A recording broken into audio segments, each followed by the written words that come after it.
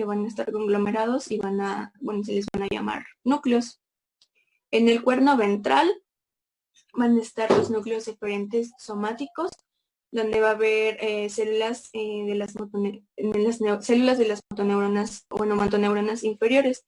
Estas van a inervar las fibras musculares esqueléticas.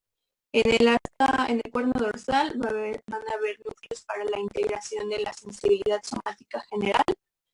De los más importantes va a estar el núcleo, la sustancia gelatinosa o el de Rolando, que este va a recibir la información sobre el dolor y la temperatura. Luego está el núcleo propio, que va a recibir información sobre el tacto y la presión, y el núcleo de Clark, que va a recibir impulsos propioceptivos. Y bueno, en la zona intermedia también va a haber núcleos viscerales, que van a ser tanto sensitivos como motores, y también se describen de forma alternativa como las láminas de Rexed. Estas se van a agrupar del 1 al 6 en el cuerno ventral, 7 y 8.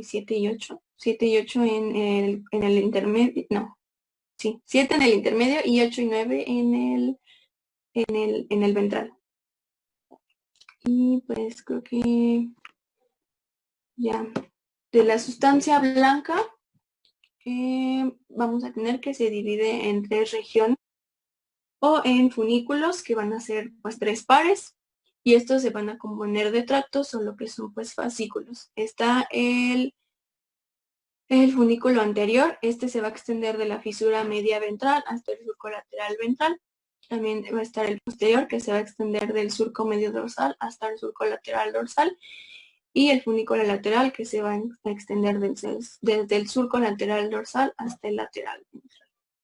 Y bueno, como ya les dije, tiene fascículos, que van a ser un conjunto de fibras nerviosas que tienen el mismo trayecto y pues función básicamente. Y van a haber ascendentes, que van a ser sensitivos, y descendentes, que van a ser motores.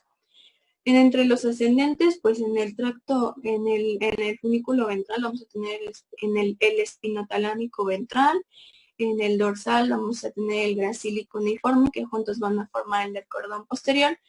Y en el lateral, el espino cerebeloso ventral y dorsal, y el espinotalámico cortical lateral. Entre estos, pues los que destacan, vamos a ver el del cordón posterior y en el espinotalámico pues cortical lateral y ventral. Vamos que aquí solo viene el ventral. Y entre los descendentes, en el funículo ventral tenemos al córtico espinal ventral, que es este. También está el vestíbulo espinal medial y lateral, el tecto espinal, el retículo espinal ventral. Y en el lateral está el córtico espinal lateral, el rubro espinal y el retículo espinal lateral. Pero bueno, solamente vamos a ver el más importante, que es el córtico espinal, el ventral y el lateral. Y bueno, en cuanto a las irrigaciones, está dada por 3 arterias principalmente. Por la arteria espinal anterior, que esta va a ser rama de la arteria vertebral, y esta va a recorrer la médula espinal por el surco medio anterior. También van a estar las arterias espinales posteriores, que van a ser igual, ramas de la arteria vertebral en un 25% de las personas, y en un 75% son ramas de la pica, que es la cerebelosa posterior inferior. Y por último, pues las secundarias, que van a ser ramas pues, de la aorta, y entre las más importantes, o bueno, la que destaca, está la radicular magna, o también se llama Adam-Wewick, algo así. No me acuerdo bien, luego les digo. Y bueno, también están los nervios espinales. Ya por último, en cuanto a la anatomía, estos se van a originar de la médula espinal, y estos van a estar organizados de acuerdo a los segmentos medulares. Entonces, pues va a haber el mismo número de segmentos medulares. Estos van a abandonar el canal vertebral por los agujeros de conjunción de la columna vertebral. Y bueno, los primeros 7, como se ve aquí en la imagen, van a pasar por arriba de la vértebra correspondiente. C8 va a pasar por arriba de T1, ya que pues no hay cervical 8, y los restantes van a pasar por debajo de su vértebra homónima. Bueno, como ya les había mencionado antes, se van a originar por medio de unas raicillas ventrales y dorsales, que van a emerger de los surcos laterales, tanto ventrales como dorsales, y se van a unir en una sola raíz, ya sea ventral o dorsal. Las motoras se van a reunir en la raíz ventral y las sensitivas en la raíz dorsal. Ay, permítanme un momento.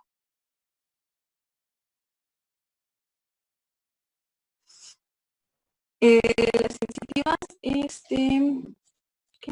se van a acumular en la raíz dorsal y van a encontrar sus cuerpos neuronales en el ganglio de la raíz dorsal, que se le va a conocer pues como el ganglio espinal propiamente pues dicho. Estos, la raíz dorsal y ventral se van a fusionar y ya van a formar lo que es pues, el nervio espinal. Y pues ya, y también nada más para abarcar un poco más de la clínica, los dermatomas, que son puntos claves en la clínica para el diagnóstico del nivel de las lesiones. Bueno, como tal, son zonas de la piel que reciben inervación sensitiva de un par de nervios espinales, y en total son pues 29 dermatomas. Y bueno, no van a incluir la región bucofacial porque se va a hacer territorio del trigémino. Como referencia, pues están estos que son como los más importantes, C2 en la porción dorsal de la cabeza, C3 en la porción inferior del cuello, C6 en el borde lateral del antebrazo y la mano, T4 a nivel de los pezones, T10 a nivel de la cicatriz umbilical, L1 a la región de la ingle, L3 de la rodilla y S1 a nivel del talón. Y bueno, cabe destacar que estos territorios se sobreponen, por lo que si hay solamente lesión de un dermatoma, va a haber hipoestesia. Y para que haya una abolición sensitiva necesita haber una lesión de 2 o más dermatomas. Y bueno, ya para entrar como tal a las vías y la organización somatotópica, pues como ya les dije, vamos a ver la vía del cordón posterior, la espinotalámico lateral y anterior y la corticoespinal lateral. Y bueno, también aquí destacar de la organización somatotópica, por ejemplo, en el tracto espinotalámico, la región más medial va a corresponder a la cervical y la lateral a la sacra, a diferencia de en el cordón posterior, que la región más medial va a corresponder a la sacra y la lateral a la cervical. Pues nada más para destacar, no sé si tengan alguna duda hasta aquí. Yo creo que está muy bien. No, sí. Las vías No, nada más. por ahora no. Igual ya lo habían revisado, ¿no? Las vías, cada uno de ustedes. Sí, así. Sí, doctora. Bueno, ahora pasando ya pues a las vías, vamos a tener primero a la espinotalámica, que esta aquí como definición tiene que constituye neuronas sensitivas de segundo orden que se proyectan desde las láminas 1, 2, 4 y 5 del asta posterior hasta el tálamo contralateral. Pero bueno, hablando específicamente de la espinotalámica lateral, su función va a ser conducir e integrar la sensibilidad de dolor y temperatura. Sus receptores, los del dolor, van a ser las terminaciones nerviosas libres de la epidermis, y las de la temperatura, los de Krauss y de Ruffini. Creo que los de Krauss son los del frío y los de Ruffini de calor. Y bueno, en su trayecto, pasando ya pues a los receptores, estas dendritas de las neuronas sensitivas primarias van a recorrer en dirección central los nervios correspondientes del territorio estimulado, van a llegar al ganglio de la raíz dorsal, donde se van a encontrar con su cuerpo neuronal. Y bueno, el axón de esta neurona, que va a ser pseudomonopolar, sigue por la raíz dorsal y va a entrar a la médula espinal por el surco lateral posterior.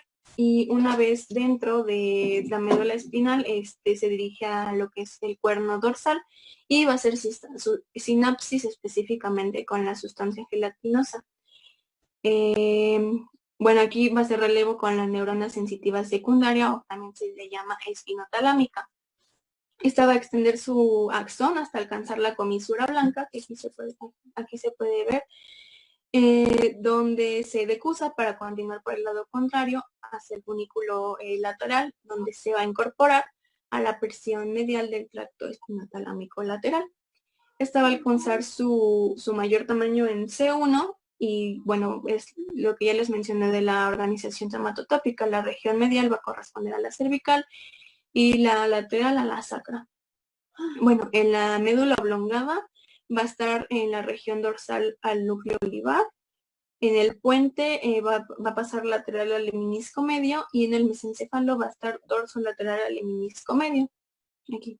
Y luego ya en el tálamo va a ser relevo con las neuronas sensitivas terciarias o las talamocorticales, específicamente en núcleo ventral y en el núcleo ventral posterior lateral.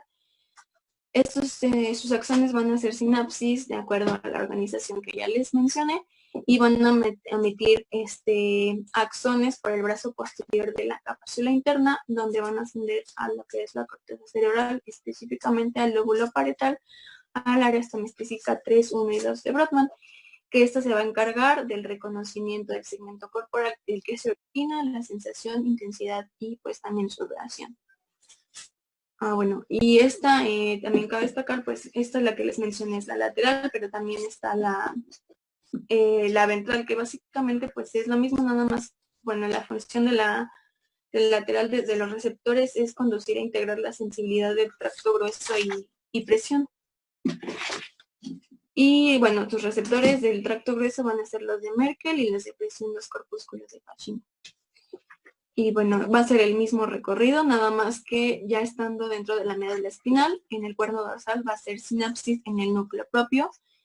Ahí va a ser relevo con la neurona secundaria. Y bueno, también otra diferencia es que en el puente pues ya se va a juntar con el espinotalámico lateral y van a formar lo que es el menisco espinal. Pues ya, básicamente es la única diferencia. Bueno, ahora sí la del cordón posterior.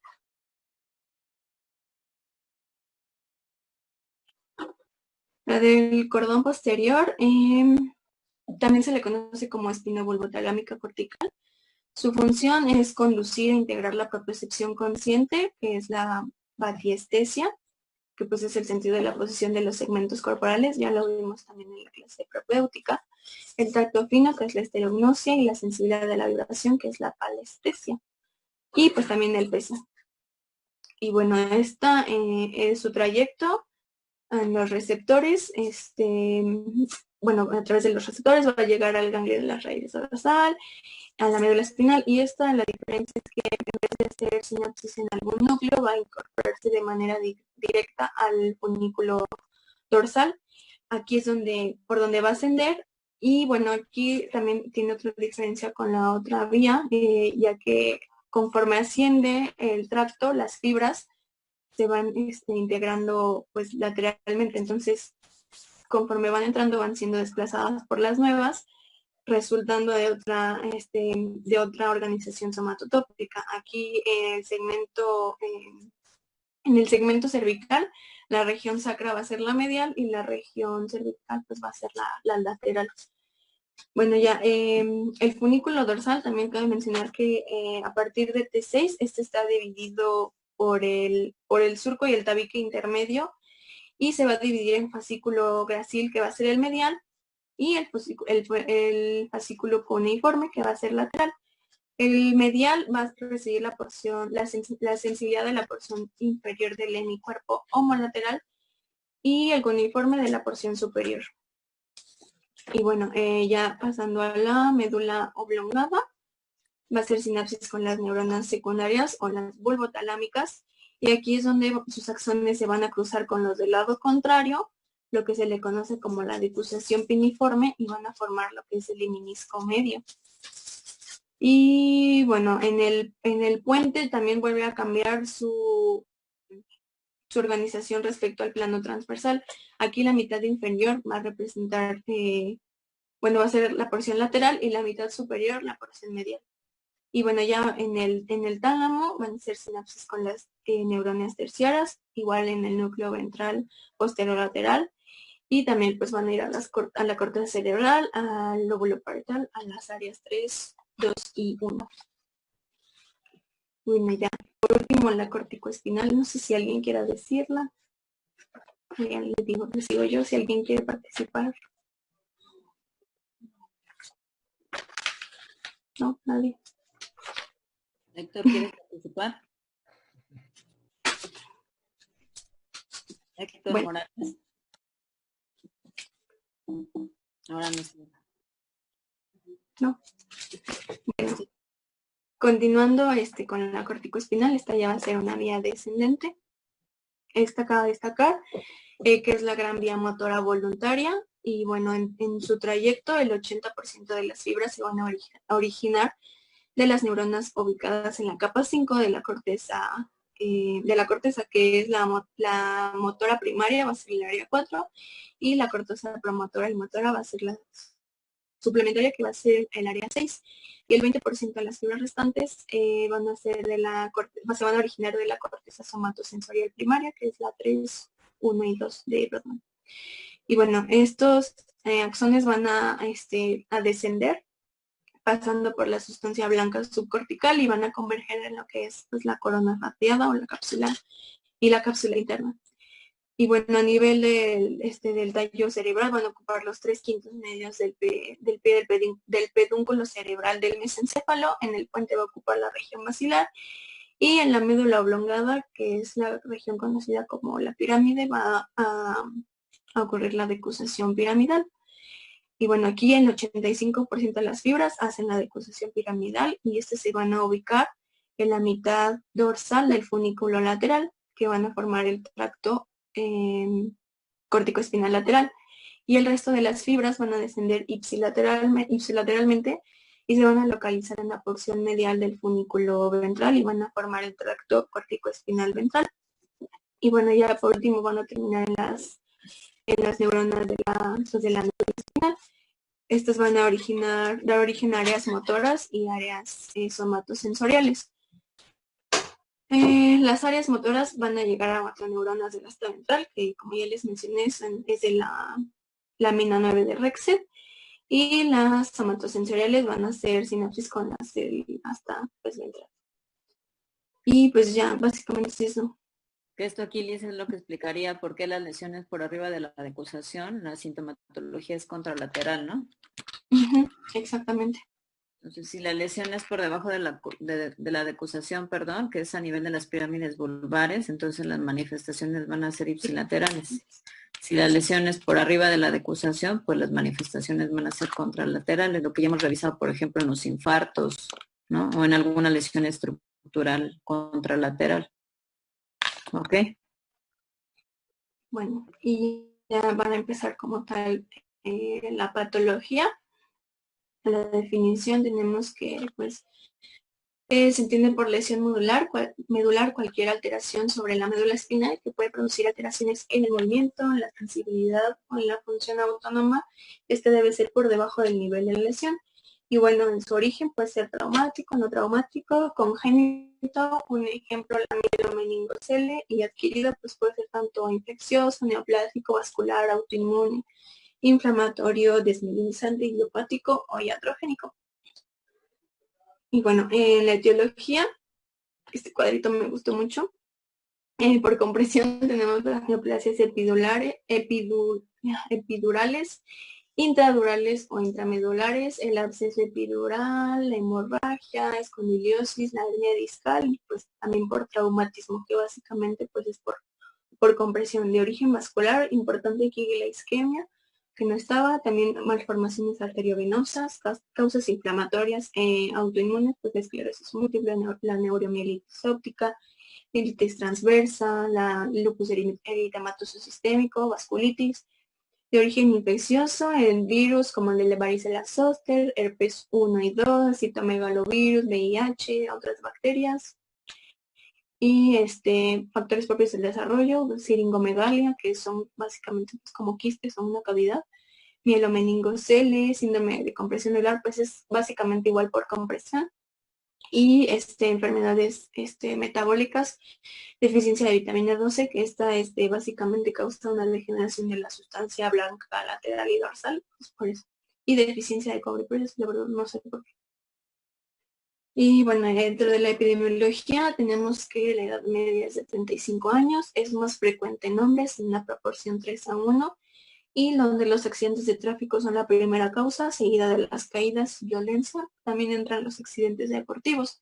Y bueno, el daño neurológico más frecuente asociado a los accidentes de tráfico son las tetraplegias, que tienen un grado pues, de lesión completa. Y bueno, esta venía en la guía de práctica clínica, también me gustó el cuadrito que Dice que la incidencia del trauma es de entre 20 a 30 años por caso por millón de habitantes, y los más afectados son los varones de 25 a 35 años de edad, donde el accidente de tráfico pues es el más frecuente, y que las zonas anatómicas que se afectan mayormente son las zonas de transición, que corresponden a la cervical baja y la unión cervicotorácica, que es T6 y T1, y la toracolumbar, que es de T11 a L2. Y bueno, en cuanto a su fisiopatología, bueno, yo encontré que el modelo más estudiado de daño medular es el ocasionado por el traumatismo externo, entonces pues es el que voy a explicar ahorita. Pero bueno, independientemente de la causa, el resultado patológico de cualquier lesión va a derivar de dos mecanismos diferenciados que van a abarcar la lesión medular primaria y la lesión medular secundaria. En la lesión medular primaria, pues como ya les mencioné, el mecanismo más común es el de tipo compresivo contusivo, en el cual el desplazamiento de las vértebras van a transmitir pues directamente energía mecánica al cordón medular. Entonces, por lo tanto, va a comprender el trauma mecánico inicial por la transmisión de energía directa, la deformidad secundaria y la compresión persistente debida al mismo trauma. Pero bueno, en general se va a producir una disrupción axonal y de las membranas celulares que van a desencadenar la apoptosis. Y bueno, este bloqueo de la conducción nerviosa va a generar lo que es la parálisis y una pérdida temporal de todas las funciones del control neural por debajo de la zona de lesión, o lo que se le conoce como la fase del shock, del choque espinal o neurológico. Y bueno, ya en la lesión medular secundaria, esta es un poquito más complicada, pero bueno, esta va a desencadenar una serie de procesos fisiopatológicas en la cual va a haber una disfunción vascular, edema, isquemia, y estas mismas van a producir una serie de eventos como van a ser pues la liberación de radicales libres, alteraciones hidroelectrolíticas con excitotoxicidad y apoptosis celular tardía. Y bueno, esto va a resultar en un periodo sostenido de destrucción tisular. Pero bueno, se divide en varias fases. La fase inmediata, que comprende de 0 a 2 horas, esta va inmediatamente después del impacto. Esta disrupción vascular pues va a causar una hemorragia, un edema y trombosis, y pues evidentemente una isquemia por hipoperfusión. También va a haber hipoxia y pues hipoglucemia. La fase aguda, que va de 2 a 48 horas, esta es la que más como componentes tiene. Bueno, en primer lugar va a haber una alteración en la regulación iónica y excitotoxicidad.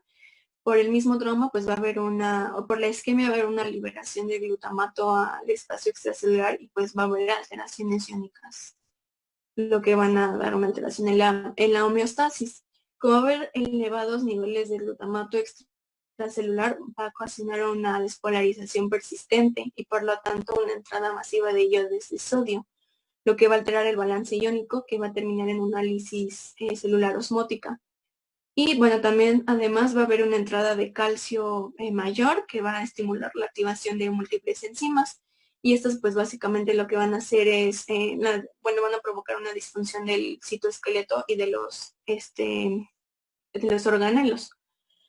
Luego está va a haber una lesión mediada por radicales libres. Esto porque después de la isquemia va a haber un periodo de reperfusión que va a provocar un incremento de especies reactivas de oxígeno, y el incremento de estas moléculas van a resultar en lo que es el estrés oxidativo. También va a haber una peroxidación lipídica, y pues esto va a dar una pérdida de la integridad de las membranas en las células adyacentes de la lesión primaria. También va a haber una permeabilidad de la barrera hematomedular, y esta va a estar causada por los mediadores inflamatorios y la respuesta inmune celular. Bueno, se van a secretar diferentes citocinas, como por ejemplo interferón alfa, interleucina 1 beta y la interleucina 6, entre las más importantes. Y estas van a promover el reclutamiento de neutrófilos y macrófagos, lo que van a contribuir pues, al proceso inflamatorio. Eso es importante porque los macrófagos son los mayores sintetizadores de neurotóxicos que van a causar lo que es la muerte celular. la desmielinización y la formación de especies reactivas de oxígeno. Y también va a haber presencia de linfocitos T, pues esto es una respuesta inmunitaria debido a la rotura de la barrera hematoespinal. Y ya por último está la fase subaguda. En esta la respuesta fagocitaria es máxima y se busca pues la remoción del tejido que pues, cicatriza, ¿no? Y también en algún grado pues la promoción del crecimiento axonal. En esta fase va a haber una respuesta astrocitaria tardía, va a haber una hiperplasia y hipertrofia de los astrocitos que van a, pues, se van a entrelazar y van a formar lo que es la cicatriz glial. Bueno, esto es bueno porque van a restablecer la homeostasis iónica y de la integridad de la barrera hematomedular, pero pues también ejerce una barrera físico-química para el crecimiento axonal. Y ya por último la fase, aquí era crónica, perdón. También va a haber una, va a ser de 6 meses en adelante. Esta se va a llevar a cabo la maduración y la estabilización de la lesión y se va a considerar que a los 2 años pues la lesión ya va a estar completamente madura. No sé si tengo una duda hasta ahorita. Yo creo que está bien. Bueno, en cuanto a las manifestaciones clínicas, pues estas van a depender de acuerdo al nivel de la lesión, pero van a haber deficiencia de la función sensitiva, motora o autónoma. En la porción cervical, cervical alta va a ser de C1 a C5, si la lesión es ahí. Si la lesión se encuentra muy localizada al foramen magno, es posible que también se afecten los pares craneales bajos. También puede haber una afectación de la sustancia blanca ventrolateral, lo que puede dar como resultado un síndrome de disfunción respiratoria, lo que pues se asocia a una dificultad para respirar sin ventilación pulmonar. Las lesiones a nivel de C4 a C5 generalmente producen pues cuadraplegia o tetraplegia. La cervical baja, torácica alta, que va del C6 a T2. En caso de que sea de C5 a C6 se pierde en potencia y reflejos en los bíceps. A nivel de C7 va a aparecer debilidad en los extensores de los dedos y muñeca. En el C8 va a haber una deficiencia en la flexión de los dedos y muñeca. Y bueno, también cabe destacar que la lesión medular a nivel cervical se puede acompañar del síndrome de Horner, que este va a incluir miosis, ptosis e hipohidrosis facial. Bueno, la porción torácica, esta se va a acompañar de debilidad en las extremidades pélvicas y perturbación en las funciones tanto vesical como intestinal en ocasiones. Las lesiones de T9 a T10 van a paralizar los músculos de la mitad inferior del abdomen, pero no los de la mitad superior. Por eso cuando le pedimos al paciente que contraiga su abdomen, se va a presentar lo que es el signo de Vibor o Vibor, no sé cómo se pronuncia. Luego está el síndrome del epicono medular. Esta va en la lesión a nivel de L5 a S1. Esta, es una afectación inmediatamente proximal del cono medular. Va a haber una afectación motora y sensitiva bilateral distal en los miembros inferiores. Va a haber una abolición del reflejo aquilio y va a haber una aparición del signo de Babinski. También pueden estar aquí los esfínteres afectados, pero pues levemente. Ya la del síndrome del cono medular, que va de S2 a S4. Esta es la que se conoce como anestesia bilateral en sillas de montar. Aquí va a haber una disfunción de la vejiga y el recto, lo que va a condicionar a una retención urinaria e incontinencia con atonía del esfínter anal, y pues también va a haber impotencia. Van a desaparecer los reflejos bulbocavernosos y anal, y pues en gran medida se conserva la potencia muscular. Y ya por último en la sacra, que también se le conoce como lesiones de cola de caballo. Esta se va a caracterizar por lumbalgia o dolor radicular. También va a haber debilidad asimétrica de extremidades pélvicas y pérdida sensitiva. Puede haber reflexia y disfunción relativa rectal y vesical. Y pues ya estos son los niveles de las lesiones. Que niveles de 4 generalmente va a haber tetraplegia, de C6 parálisis parcial de brazos y piernas, parte baja del cuerpo, T6 paraplegia y L1 paraplegia. Igual, bueno, ahí depende. Bueno, ya pasando a la semiología.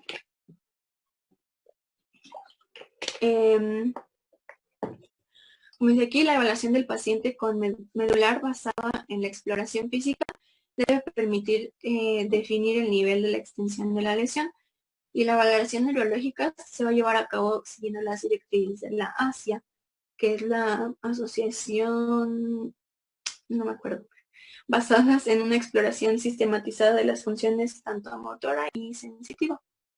Bueno, este es el cuadrito que se usa, no sé si todavía se usa, doctora. Sí, sí se utiliza. Y es la clasificación para el trauma medular. Y bueno, en cuanto a la exploración motora, esta se debe hacer en decúbito de supino y se van a explorar 10 músculos clave, 5 de miembros superiores y 5 de miembros inferiores, y se van a puntuar su balance entre 0 y 5. Bueno, los músculos que se exploran son los flexores del codo, los extensores de la muñeca, extensores del codo, flexor digital profundo, interóseos, flexores de la cabeza, extensores de la rodilla, flexores dorsales del tobillo, extensor del primer dedo y flexores plantares del tobillo. Y bueno, se califican de 0 a 5. 0 como parálisis total, 1 como contracción palpable o visible, 2 movimiento activo y se completa el arco del movimiento sin gravedad. 3, ahí va a haber un movimiento activo y se completa el arco de movimiento contra gravedad. 4, movimiento activo y se completa el arco contra resistencia moderada, y el 5 es contra toda resistencia. Y bueno, se considera un músculo pues normal con una puntuación de 3 si los que están inmediatamente superiores están entre 4 y 5. En la lesión medular tienes que identificar tanto el nivel motor como el nivel sensitivo. Entonces ahí es la exploración motora, es para identificar el nivel motor, que puede ser diferente al nivel sensitivo, que es el que vas a marcar más adelante. Sí, este de la exploración pues sensitiva. Se valora la sensibilidad superficial y profunda en una escala de 0 a 2. Esto es en 28 dermatomas de ambos lados del cuerpo. Y bueno, tenemos como 0 anestesia, 1 sensibilidad pero alterada, y aquí se va a incluir la hiperestesia, y 2 pues normal. Y se hace pues básicamente en todos los dermatomas, y aquí bueno, se incluye además el S4 y S5 que se unen, que es la zona perineal, y en el cual si hay preservación de la sensibilidad en este dermatoma, es el principal signo para descartar lesión completa. Junto con el reflejo bulbocavernoso intacto y el control esfinteriano íntegro. Y bueno, la suma de estas puntuaciones, tanto sensitiva como motora, van a reflejar el grado de afectación. Y bueno, tras evaluar lo anterior, se puede determinar, número 1, el nivel de la lesión, y número 2, su extensión, si es completa o incompleta. Y hay 5 grados de afectación, de la A a la E. De la A, si es lesión completa sensitivo-motora. B, lesión incompleta sensitiva completa motora. C, lesión incompleta sensitivo-motora no funcional, si más de la mitad de los músculos clave por debajo del nivel de la lesión tienen una puntuación inferior a 3. Y lesión incompleta sensitivo-motora funcional si tienen mayor puntuación a 3. Y bueno, E tiene función motora y sensitiva pues normal. Bueno, como estudios complementarios, pues están los neurofisiológicos, que son una herramienta pues más, junto con la exploración física y los neuroradiológicos. Y bueno, estos también van a valorar la lesión medular, su extensión, su gravedad, y también es importante que tienen un valor pronóstico. Y bueno, están, número 1, los potenciales evocados somatosensoriales, o los PES, que van a detectar, cuantificar y localizar topográficamente las lesiones o alteraciones funcionales de la vía somestésica en todo su trayecto. Esto pues en el nervio periférico, en el cordón posterior, en el menisco medio, en las proyecciones tálamo-corticales o a nivel de la corteza. Luego están los potenciales evocados motores, que pues es una técnica mediante un estimulador magnético se induce una corriente eléctrica cerebral capaz de obtener un potencial motor evocado en músculos diana. Y bueno, el músculo se aplica a través de un dispositivo que genera un campo magnético que induce una estimulación eléctrica a nivel cortical con propagación a través del tracto corticoespinal y pues se registra la respuesta a través de electrodos. Que realmente solo serían de apoyo, ¿no? El 80% sería la clínica. En los potenciales somatosensoriales se marcan 3 generadores. Uno es el periférico, otro es el medular y otro es el cortical, de forma comparativa tanto derecho como del lado izquierdo. Entonces, por ejemplo, si tuviéramos una lesión a nivel medular, no se va a ver la imagen medular, o sea, no se va a ver la onda medular, y lo único que nos indicaría es que ahí se corta la vía, ya sea la vía de cordones posteriores. Los somatosensoriales se evalúan cordones posteriores. Y los potenciales evocados motores son solamente dermatomales, o sea, solo evaluaría un nervio y un grupo muscular. Entonces, de alguna forma son un poco subjetivos, no nos daría como tal el diagnóstico definitivo. ¿La que sigue? Sí. Uy, es que se me olvidó grabar la clase, pero lo voy a empezar a grabar ahorita, si no, después se los grabo a otros chicos, pero vamos a ver. Pero lo voy a poner aquí. ¿Sí? Ah, entonces ya, ok, perfecto. Muchas gracias, Roger. También están el análisis cualitativo de la sensibilidad, que pues es básicamente lo mismo, pero a través de la sensación termoalgésica. Y por último está el electromiograma y la neurografía. Bueno, la neurografía es el estudio de la conducción nerviosa que registra el potencial de acción de los nervios. Igual es con un estimulador eléctrico y pues se registra la respuesta del propio nervio en un lugar distante y se evalúa de acuerdo a la velocidad de conducción, su amplitud y su latencia, la latencia de la respuesta. Y el electromiograma pues es la registro de la actividad bioeléctrica del músculo. Y bueno, de estos dos es importante destacar que permiten distinguir entre una paresia muscular debido a una lesión anterior o en las raíces motoras y de las lesiones del sistema nervioso afectado. Entonces, no está como tal para diagnóstico y pronóstico de la lesión medular.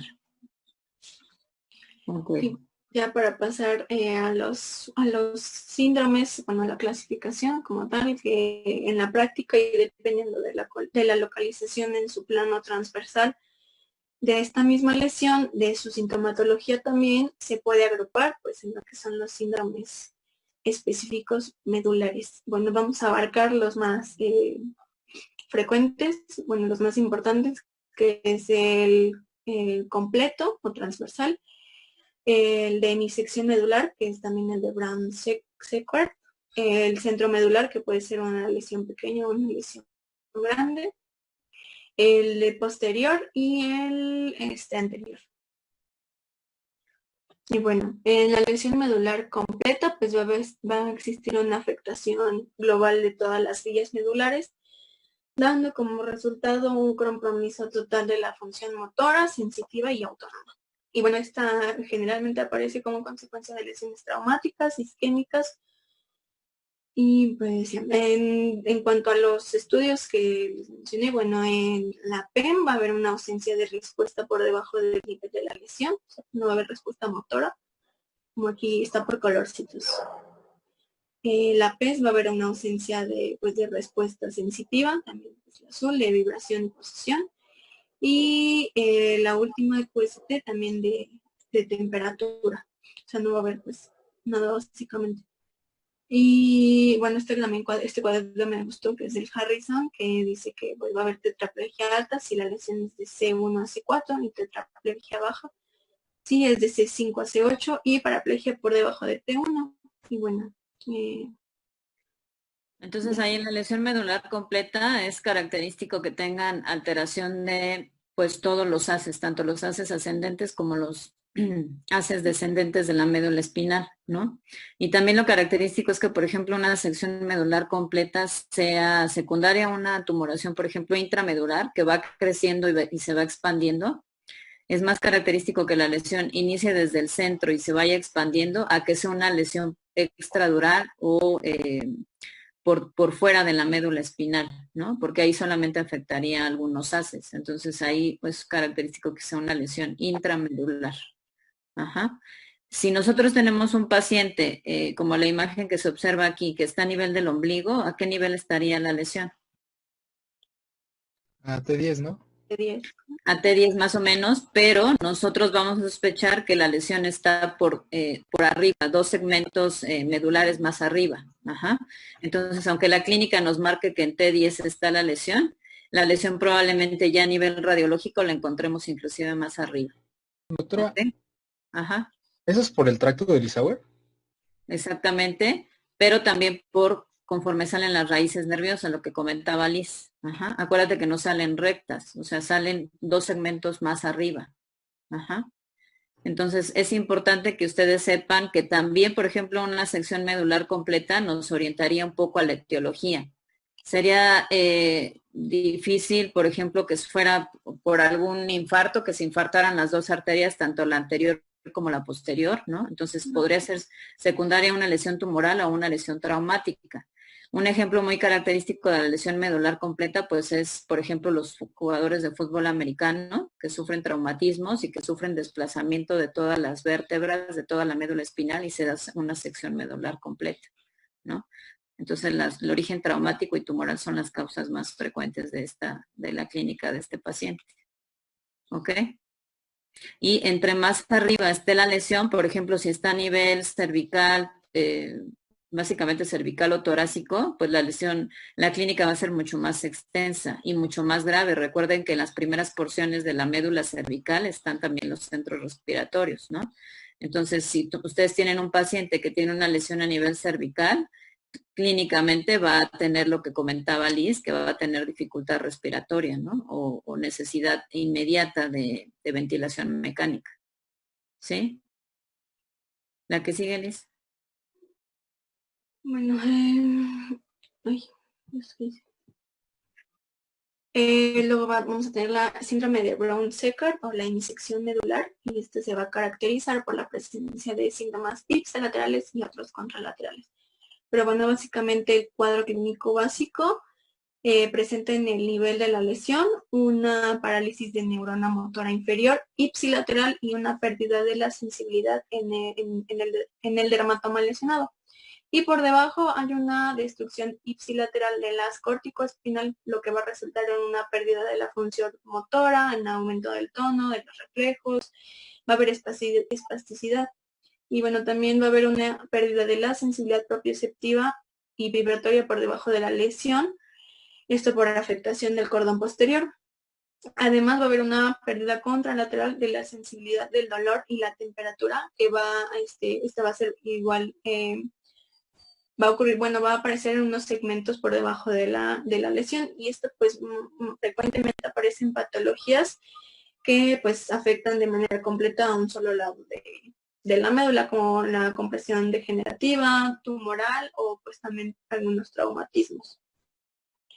Pero bueno, como viene aquí, va a haber una ausencia de respuesta ipsilateral por debajo de la lesión, como aquí está en rojo, pues del mismo lado.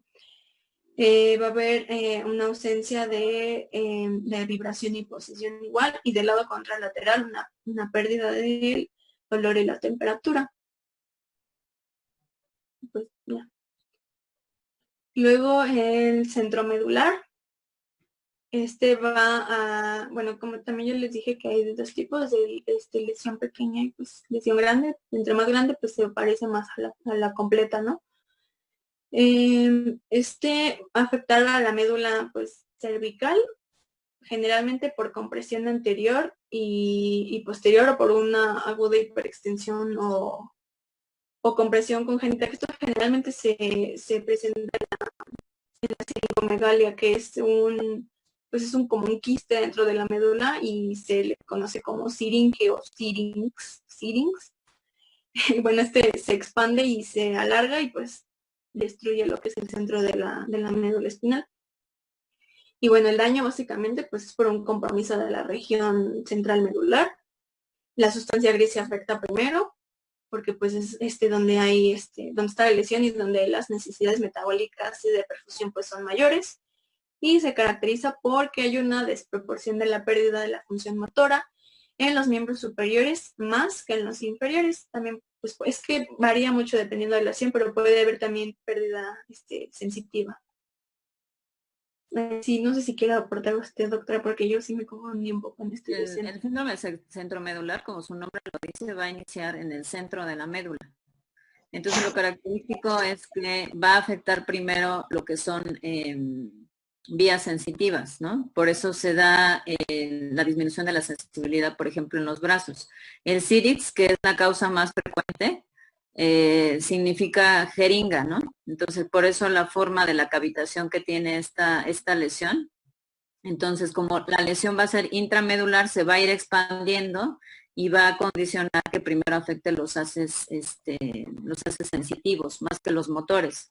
Si tenemos una lesión también a nivel centromedular, es frecuente que tengamos, por ejemplo, alteración a nivel de esfínteres por la distribución somatotópica, ¿no? Entonces, esta es una lesión bastante frecuente que va a afectar principalmente los brazos, la sensibilidad. Entonces, son pacientes que la primera manifestación que van a tener es que no sienten el dolor, por ejemplo, o no tienen sensibilidad hacia el frío, hacia el calor. Va a afectar más las espinotalámico, más que inclusive cordones posteriores. Depende qué tan extensa esté la lesión, pero lo más característico es que sea, por ejemplo, cervical o torácica. ¿Ok? Sí, doctora. Bueno, también está el síndrome medular posterior. Este es pues infrecuente. La afectación, como lo dice, pues es a los cordones posteriores. Y el cuadro clínico se caracteriza porque hay una pérdida bilateral de la sensibilidad propioceptiva por debajo del nivel de la lesión. Y bueno, conserva la función motora y la sensibilidad termoalgésica, pues como quisiera, porque únicamente se altera el cordón posterior. Entonces sí, creo que no tiene mayor ciencia. Los cordones posteriores, acuérdense cuántas funciones tienen, ¿no? O sea, tiene propiocepción, tiene palestesia, ¿no? Entonces, no solamente es que se afecte cordones posteriores, sino cordones posteriores tienen más de cinco funciones, ¿no? Entonces, todas esas modalidades de la sensibilidad profunda estarían alterados. Inclusive puede ser que el paciente tenga alguna ataxia sensorial, ¿no? Por la distribución que tiene esta vía. No es tan frecuente, por ejemplo, ahí tendremos que tener un infarto, ¿no? Que sería la causa más frecuente de esta lesión. Ok, doctor.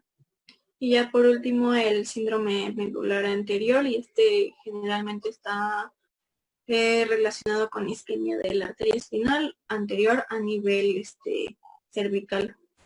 Bueno, el cuadro clínico se caracteriza por una pérdida de la función motora porque afecta al tracto córtico-espinal. También hay una pérdida de la sensibilidad y de la temperatura porque afecta al tracto espinotalámico.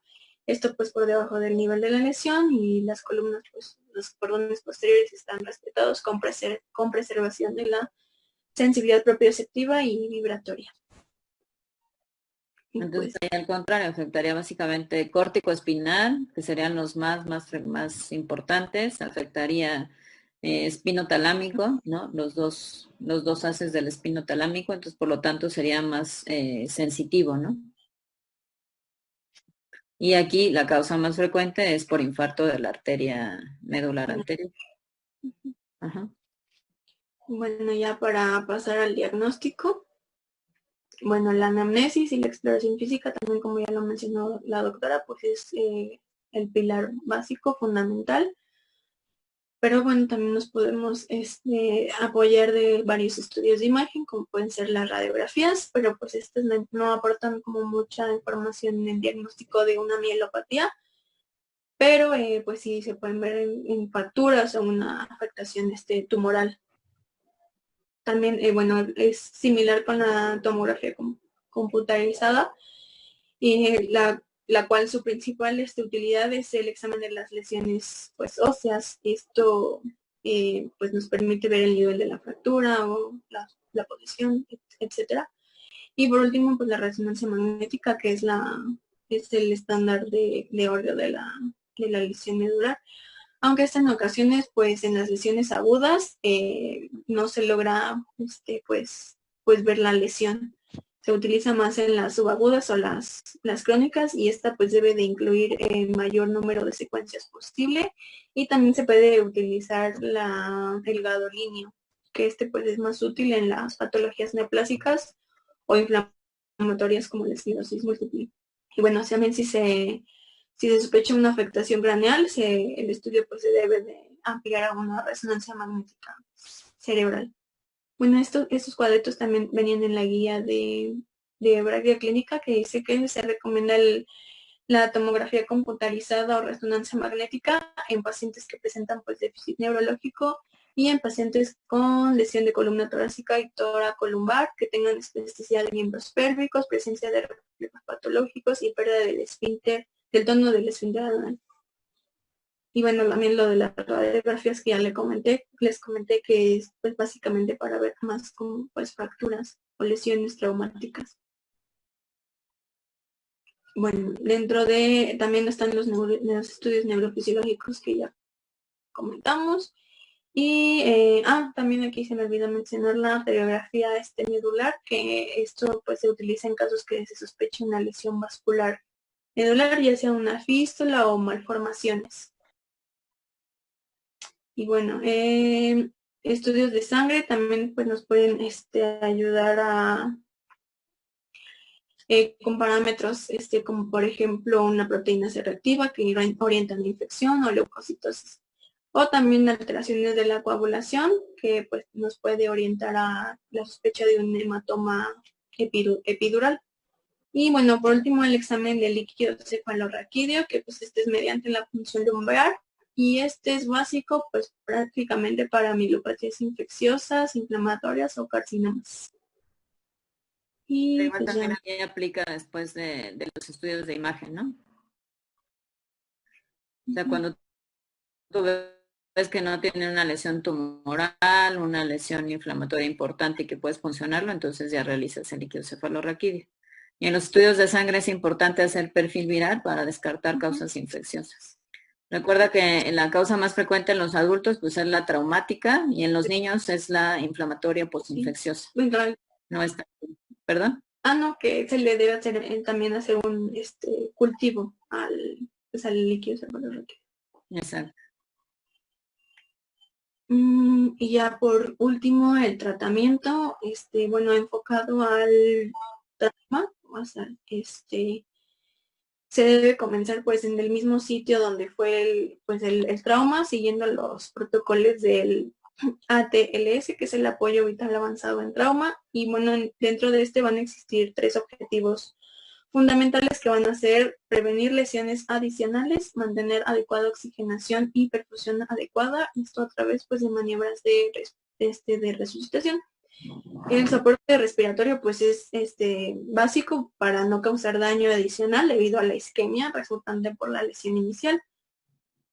Y bueno, también el manejo hemodinámico, ya que pues se va a presentar lo que es el choque neurogénico, que básicamente consiste en la pérdida del tono vasomotor, esto como consecuencia del trauma, y se va a expresar de forma primaria como una hipotensión generalizada. Entonces, pues en eso es lo que hay que abordar principalmente. Y también encontré en un artículo que se pueden utilizar esteroides que tenían efectos neuroprotectores, porque no se sabían todavía el método, que no estaba muy claro, pero que se utilizaba la metilprednisolona, que era más eficaz comparada con otros glucocorticoides, y también se utilizaban los antagonistas de los opiáceos como la naloxona, que decía que disminuía la severidad del shock neurogénico.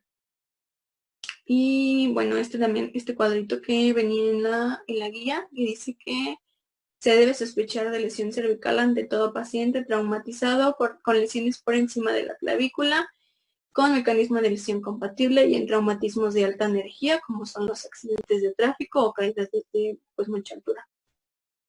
Y bueno, básicamente que en casos de lesión espinal confirmada, pues se debe de mantener la inmovilización hasta el tratamiento definitivo.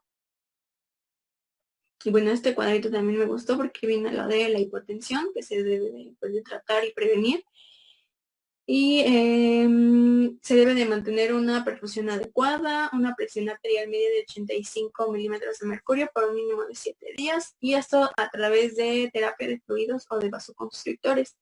También se deben excluir otras lesiones, como estas que vienen aquí, que causen lo que es la hipotensión, que no sea un shock neurogénico. Y bueno, también monitorizar y tratar la bradicardia sintomática.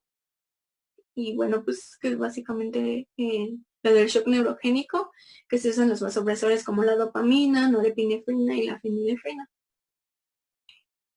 Y también pues la temperatura. Esto es para pacientes con lesión neurológica pues por arriba de T6. Y también menciona lo de los esteroides, pero pues no sé qué tanto se usan, doctora, no sé si se usan en la práctica. Sí, sí se utilizan. Digo, actualmente hay muchos artículos que ya el manejo de esteroides ya para todas las patologías por edema citotóxico, edema a nivel del sistema nervioso ya casi no se utiliza, pero aún se sigue utilizando como buena respuesta, incluyendo en el choque medular o en alguna mielitis posinfecciosa o desmielinizante, ¿no? Sí, sí se utiliza. Y normalmente utilizamos metilprednisolona, 30 miligramos kilo día. Ok. Gracias. Y pues ya por último el tratamiento pues como paliativo, por así decirlo, pues enfocado a estos padecimientos. Pues puede haber una disfunción vesical que pues esta va a obedecer a una pérdida de la inervación supramedular del músculo detrusor, y pues también va a haber una pérdida de la musculatura del esfínter, básicamente lo que también ya vimos de vejiga neurógena.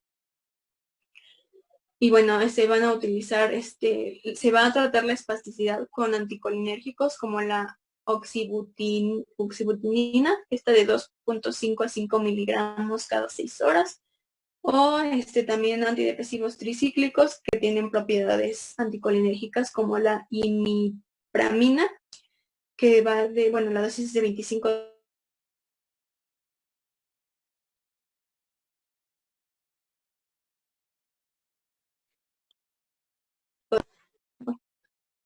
Sí, Creo que se ya, fue. ya, Ok. ¿ya me Sí, escuchan? ya. Sí, Sí, ya. perdón. Ya estás de regreso. Ok.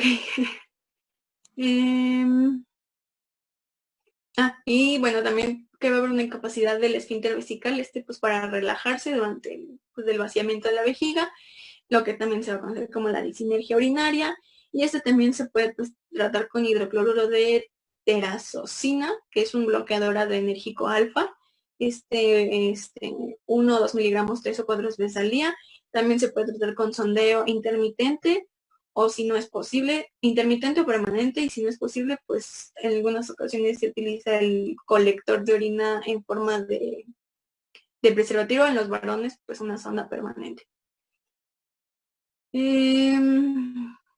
También que en los pacientes que sufren la dieta, son necesarias las dietas que favorecen el tracto intestinal, y pues en ocasiones si no existe la defecación, pues retirar las heces endurecidas. Esto al menos 2 o 3 veces por semana para así pues evitar la obstrucción o la distensión. Pues todo esto depende de los niveles a los que en los que se dé la lesión, ¿no? Pero también los pacientes corren un alto riesgo de presentar trombosis venosas o embolias pulmonares, por lo que pues se utilizan los anticoagulantes como la heparina. También para profilaxis de las úlceras, los cambios frecuentes de postura, y también pues el tratamiento oportuno de las úlceras, o sea, si se formó la adecuada limpieza o llevarlo con el médico correspondiente. También para la espasticidad, que es esta, ejercicios, se puede utilizar el baclofeno, diazepam y la tizanidina. Y pues ya también mencionaba que el dolor crónico, a pesar de que no existe pues la vía como tal, la vía dolor crónico, que se podía tratar con gabapentina y pregabalina. Y pues ya básicamente no sé si quiere agregar algo, doctora. Y aquí de lo que se trata es el diagnóstico oportuno, ¿no? Una lesión medular siempre va a ser una urgencia, independientemente si es, con mayor razón si es, por ejemplo, traumática. Les comento que las traumáticas son más frecuentes en adultos, y por accidentes automovilísticos o por accidentes deportivos, ¿no? Entonces, cuando es secundario a esto, va a haber desplazamiento como tal de la columna cervical, no solo de la médula espinal, sino de la columna cervical, y entonces eso amerita un tratamiento neuroquirúrgico urgente y tratamiento del choque medular para evitar sobre todo estas secuelas. Cuando son lesiones inflamatorias o, por ejemplo, desmielinizantes, el tratamiento esteroide de forma inicial es de suma importancia para disminuir la inflamación y como tal evitar todas estas secuelas, ¿no? Y cuando son lesiones tumorales, pues es importante el diagnóstico oportuno para valorar si amerita resección o algún otro tipo de tratamiento, ¿no? Pero sí es una urgencia porque también el tiempo es vida como tal de la médula espinal. Entonces, independientemente de la causa, sí manejamos con esteroides para evitar pues mayor daño, ¿no? Cuando es traumático, el tratamiento neuroquirúrgico es vital. ¿Ok? Sí. Nada más una pregunta a Héctor, si anda por ahí todavía, Sí, aquí ando. que hace rato creo que no estaba. Sí, toda la clase estuve. Ok, entonces, o para cualquiera que lo quiera contestar, ¿una lesión medular nos daría síndrome de neurona motora superior o inferior? Superior, doctora. Dependiendo del nivel, ¿no? Si es por arriba bueno, hablando de la vía corticoespinal, Ajá. dependiendo del nivel de la acción, si es por arriba o por abajo pues de la de la motoneurona. Pero yo me inclinaría más por una motoneurona pues superior.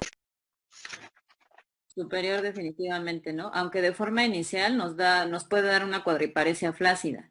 O sea, puede ser que haya debilidad, que inclusive los reflejos están un poco disminuidos, que haya hipotonía, pero con el paso del tiempo y el proceso inflamatorio nos va a dar ya la clínica evidente de un síndrome de neurona motora superior.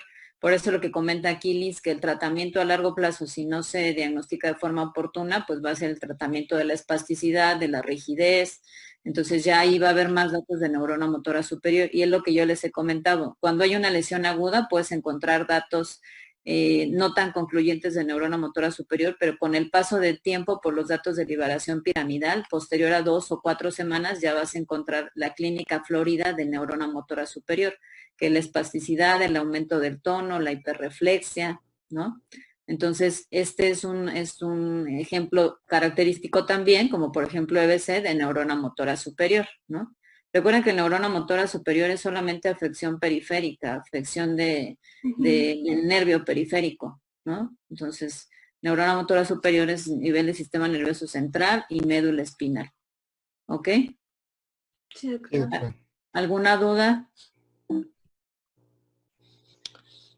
Recuerden que es súper urgente el tratamiento, muy urgente para disminuir el riesgo de secuelas. Y, por ejemplo, en los pacientes que descartas que es tumoración o que es traumático, pues tienes que hacer un protocolo muy extenso para descartar las causas. En enfermedades inflamatorias o desmielinizantes pueden ser un cuadro solamente monofásico, que sea el único cuadro que presentan en toda su vida, o puede ser que sea el inicio de alguna enfermedad degenerativa, ¿no? Un cuadro inicial, por ejemplo, una mielitis, un cuadro medular y posteriormente ya tengan otras manifestaciones en sistema nervioso central, ¿no? Por ejemplo, lo que comentaba Liz, una neuromielitis. Primero empiezan con la mielitis y luego ya tienen manifestaciones en nervio óptico o a nivel de corteza cerebral, inclusive años después de una mielitis. Entonces, este tipo de pacientes se tiene que dar tratamiento también y vigilancia a largo plazo. Vigilancia de que sea el único evento. Cuando es inflamatoria o desmielinizante, puede ser que se resuelvan con el tratamiento instaurado, inclusive al íntegro, y en seguimiento posterior que tengan alguna otra recaída. Entonces es importante el seguimiento a largo plazo. ¿Ok? ¿Alguna duda o algo que quieran comentar? Sí, doctora. Ahorita que nos comentó esto de... Disculpa, ¿ibas a pasar, Jazz? No te preocupes, Gon, si quieres tú primero. No, cuidado. Bueno, Empieza es que yo le iba a preguntar, doctora, que había leído que en el síndrome centromedular también se podía ocasionar por una hiperextensión. Entonces, no sé si entonces lo podríamos encontrar en pacientes que hayan sufrido un accidente de tránsito. El centromedular no es tan característico porque empieza intramedular y puede ser por un círix o puede ser, por ejemplo, por un ependimoma, ¿no? Que va creciendo desde el centro de la médula hacia afuera. Ajá. Pero no es tan característico que sea por traumatismo.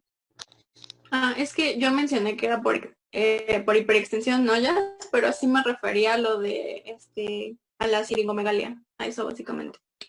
Ok, gracias. Perdón. Ajá. Doctora, lo que le quería preguntar ahorita que nos hizo lo de si podemos diferenciar entre si es motoneurona superior o inferior. Eso de que primero el paciente muestre reflexia y por reflexia disminución del tono, todos estos que son datos de motoneurona superior, ¿eso es por el shock medular que recibe? O sea, como una desconexión como tal de todas las vías sensitivas y motoras. Y es Eso es por por eso que... el shock medular y la lesión de la vía córtico-espinal. Ok, entonces por eso ya, y conforme va pasando el tiempo, que es como la fase subaguda que nos comentó ahorita Liz, ya es cuando se empiezan a restablecer las conexiones, por así decirlo, para que nosotros lo podamos explorar. Exactamente, como para ya encontrar los datos más floridos. Por ejemplo, también en el paciente con EBC, que ya hemos revisado, encontramos de forma inicial primero la hemiplegia, o sea, el paciente tiene debilidad, los reflejos pueden estar disminuidos, ¿no? Pero conforme van pasando los días ya hay aumento del tono, ya hay cierta rigidez, ya hay hiperreflexia marcada, eso se llaman datos de liberación de la vía piramidal. Ajá. Entonces, eso es más o menos como a la semana o hasta las 4 semanas de haber sufrido el evento agudo. Ajá. Pero eso no quita de que, de que siguen siendo lesiones de la neurona motora superior. Ok. Ajá. Y también vamos a ver el tema como tal de vía corticoespinal, ahí nos va a quedar un poquito más claro. Perfecto. Doctora, y en esa misma evolución de las 4 semanas, ¿es la mismo de la fase de automatismo reflejo? También es lo mismo. Te da, por ejemplo, como tal triple respuesta. O sea, si es una hiperreflexia tan marcada que puede ser que tú evoques el reflejo, no sé, en una mano y inmediatamente brinque el otro piecito, aunque no tenga ninguna lesión, ¿no? Eso se llama triple respuesta refleja, ¿no? No sé si en relación a eso va tu pregunta. Sí, al nombre. ¿Alguna otra duda?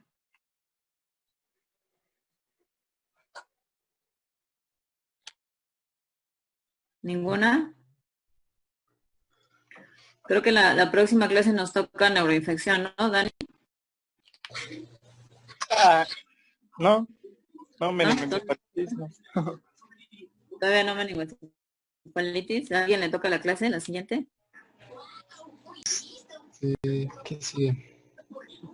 Bueno, a quien le toque la clase, igual si se quieren poner en contacto conmigo para que veamos cuáles son los puntos que se van a tratar. Igual yo sí tengo alguna bibliografía para pasárselas así como lo hice con Liz, ¿no? Sí, doctora. Y pues si ya vamos a empezar a ver patologías, yo creo que sí les voy a mandar un pequeño caso clínico para que se discutan, ¿no? Por ejemplo, para neuroinfección sí sería importante que lo veamos, hacer una retroalimentación rápida antes de la clase. Vale. ¿Ok? Bueno, entonces no hay ninguna duda, yo creo que aquí acabamos y pues estamos de todas formas en contacto. Perfecto. Doctor Héctor, no sé si algo que nos quiera comentar. Muchas gracias, doctora. No, a Lisbeth, la verdad, me pareció muy didáctica su exposición, muy bien revisado el tema. Gracias. Felicidades, Lisbeth. Sí, está muy bien, Liz.